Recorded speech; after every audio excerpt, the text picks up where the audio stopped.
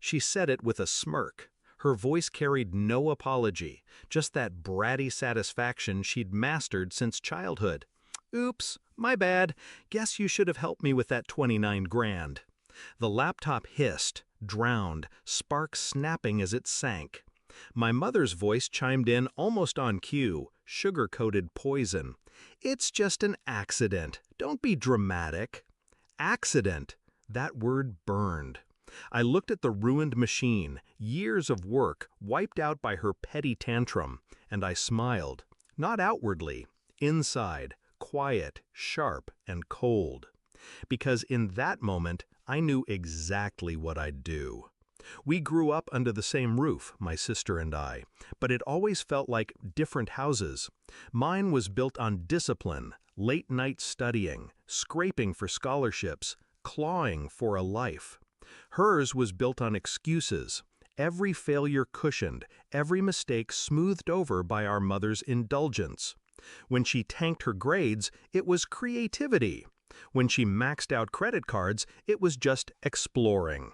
When I said no to giving her money, it was betrayal. And when she drowned my laptop, my mother siding with her wasn't new, it was tradition.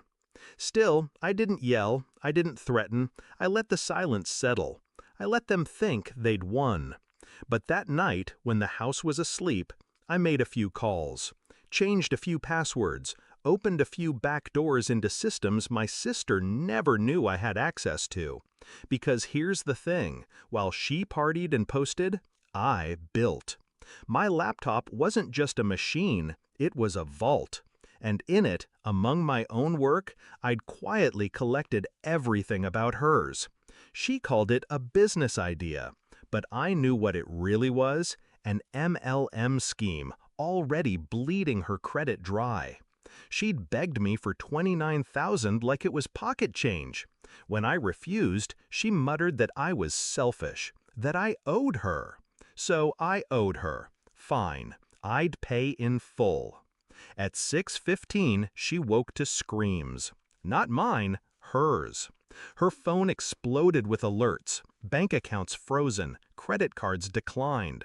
She ran down the hall, mascara smeared, waving her phone like a weapon. "What did you do?" I sat at the table, coffee steaming, calm. "Check your email," I said. She did. Her eyes widened. Every unpaid loan, every scam she'd bought into, every debt hidden from our parents, forwarded directly to their inboxes. Creditors copied. Her business partners were CC'd too. The glossy lies she'd told them laid bare with receipts. She dropped the phone, her hands shook. "You ruined me!" I finally looked up. My voice was steady, quiet. "No, you ruined yourself. I just turned on the lights." The fallout was fast. By noon, my parents' phones were buzzing non-stop. Calls from banks, lawyers, angry investors. My sister sobbed, begged them to fix it, to shield her. But this time, even they couldn't deny what was in black and white.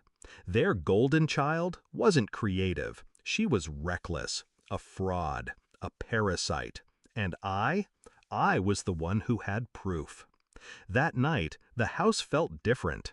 Silence clung to the walls. My mother didn't defend her. My father avoided her. She tried to corner me in the kitchen, voice raw. "You destroyed my life. For what? A laptop?" I leaned in, so close she could feel my breath. "No, for years." She froze, because she knew. It wasn't about the laptop.